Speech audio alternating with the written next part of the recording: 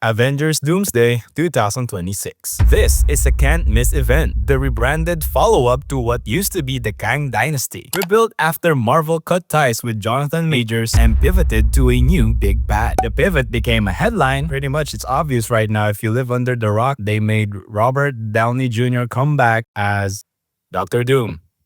Yay. The cast list is massive. So why could Doomsday still face risk? Because scale cuts both ways. Enormous ensembles demand sky-high budgets and immaculate storytelling. Even Marvel insiders and trade coverage concede that superhero movies are no longer box office guarantees in 2025. Just look at what happened to Thunderbolts and Fantastic Four. They earn money, yes, but it's way too far than what they used to earn before. If the narrative feels overstuffed or the continuity is too high, needing shows and films to get it, audiences can cool fast, and that's what happened in the recent phases. Post-strike schedules are unforgiving, marketing just reignite trust, and the comparison point is Endgame, an almost impossible bar. If fatigue returns or word-of-mouth wobbles, even an Avengers film can underperform relative to expectations. What do you guys think? New mask.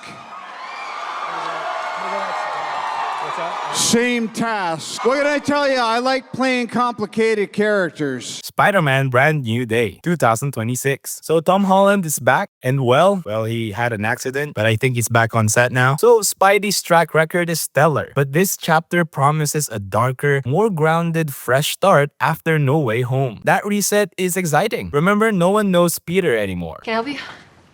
Hi, my name is Peter Parker, and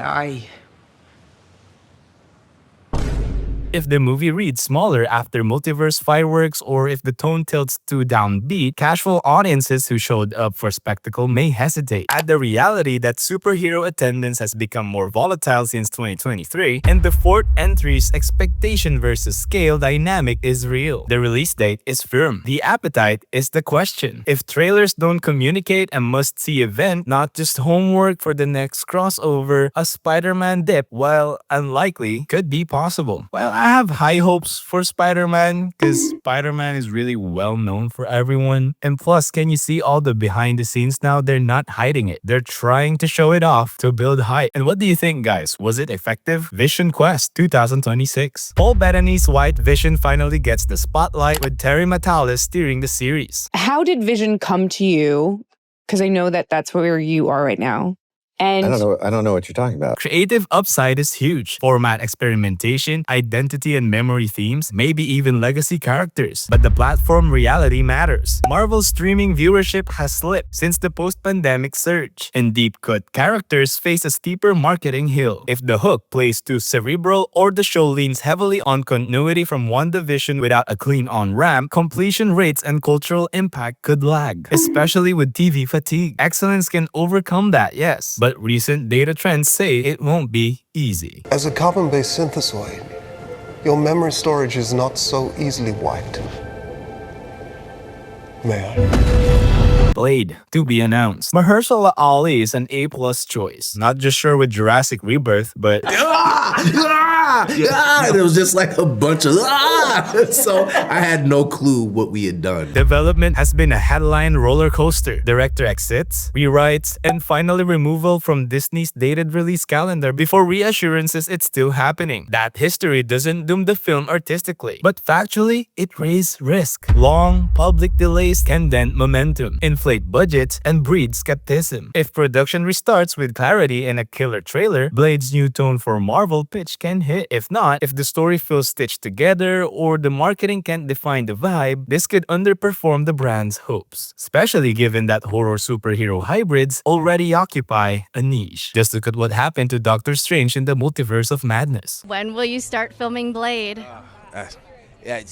Call Marvel. I'm ready. Let them know I'm ready. Avengers Secret Wars 2027. This is the promised capstone of the multiverse saga, the kind of once-in-a-generation IP mashup that could reset the MCU. Yet the very thing that sells it is also the risk. After recent audience churn, continuity overload is a real barrier to four-quadrant turnout, and the break-even math on an event this size is brutal. If the narrative can't deliver a clean, emotional spine and game secret weapon, spectacle alone may not sustain legs. And expectation management is everything. Doomsday's box office performance will say a lot if Secret Wars will flop or not. Can you say why you weren't in the Avengers trailer? They decided that it was better to get rid of me than for me to tell the end of the next movie.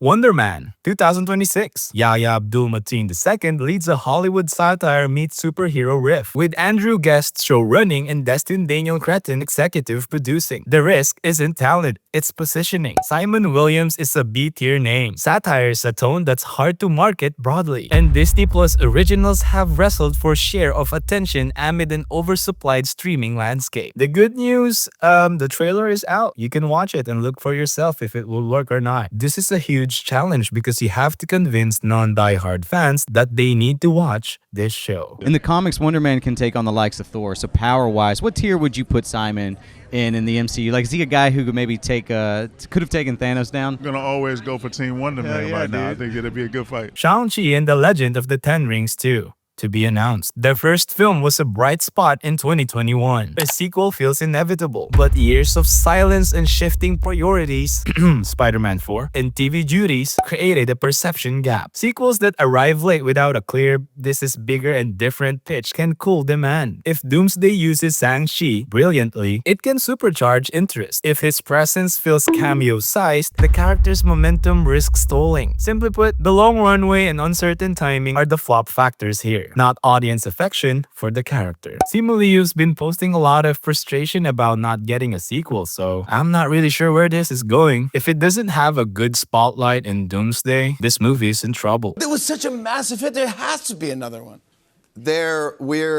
Yes. Yes, that's good. That's a good answer. I understand the Oh my God. overwhelming. The Punisher 2026. John Bernthal's Frank Castle returns in a tight one-off special, a format that worked for Werewolf by Night, but the risk is twofold and factual. Oh, I apologize. I didn't realize you were a victim in all this. I used that word my entire life. You don't put it in my mouth. You understand All that? right, so you tell me what's going on, buddy. What are you doing down here? Day after day. Disney Plus limits family co-viewing, and specials are by nature smaller marketing beats than series or films. If the story lands as a gritty and essential, it'll crush with a target demo. But if it's perceived as an add-on to Daredevil Born Again, rather than a must-watch event, the audience could be contained, not mainstream. That's not creative failure, but in pure reach terms, it's a ceiling that you have to avoid. So no matter the quality, let's just hope it will reach every audience Marvel needs for it to not flop. Tom did his audition for Spider-Man, and I did my audition for Punisher. We actually made each other's audition tapes on that film. Wow, Yes, that's we did. crazy. How old Yes, we was did. Tom at that time? I think it was like 4. Yeah. That's 8 minutes. Thank you for watching. Like the video and don't forget to subscribe for more flops.